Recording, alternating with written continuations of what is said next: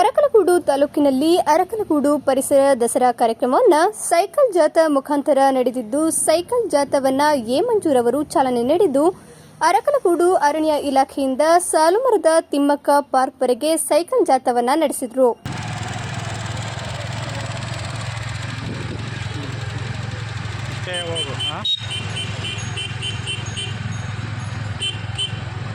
ಹಾಗೂ ಗಿಡ ನೆಡುವ ಮೂಲಕ ಕಾರ್ಯಕ್ರಮವನ್ನು ಉದ್ಘಾಟನೆ ಮಾಡಿ ಪರಿಸರವನ್ನ ನಾವು ಕಾಪಾಡಬೇಕೆಂದು ಮಾತನಾಡಿದರು. ನಮ್ಮ ಯಾವುದೇ ರೀತಿಯ ಪರಿಸರ ಸಂರಕ್ಷಣೆ ಆಗಲಿ, ಬೇರೆ ಯಾವುದೇ ಸರ್ಕಾರದ ಯೋಜನೆಗಳ ಅನುಷ್ಠಾನಗಳಾಗಲಿ, ಇಲ್ಲ ನಮ್ಮ ಸುತ್ತಮುತ್ತಲಿನ ಕಾಡುಗಳೋ ಇಲ್ಲ ಊರದ್ದು ಸಂಸ್ಕೃತಿನೋ ಸಂರಕ್ಷಣೆ ಮಾಡಬೇಕಾದ್ರೆ ಅದು ಗೊತ್ತಿಲ್ಲದನ್ನು ನಮ್ಮ ಸಂಸ್ಕೃತಿಯ ಒಂದು ಭಾಗ ಆಗೋದ್ರೆ ನಮ್ಮ ಸಂರಕ್ಷಣೆ ತುಂಬಾ ಸುಲಭ ಆಗೋಗ್ತದೆ. ಹಾಗೂ ರೈತರುಗಳು ಹಲವಾರು ಗಣ್ಯರು ಹಾಜರಿದ್ದು, ಹಾಗೂ ಸಹಾಯಕ ಅರಣ್ಯ ಸಂರಕ್ಷಣಾಧಿಕಾರಿ ಮಧುಸೂದನ್, ಅರಣ್ಯ ಇಲಾಖೆ ಸಿಬ್ಬಂದಿ ಹಾಜರಿದ್ದರು.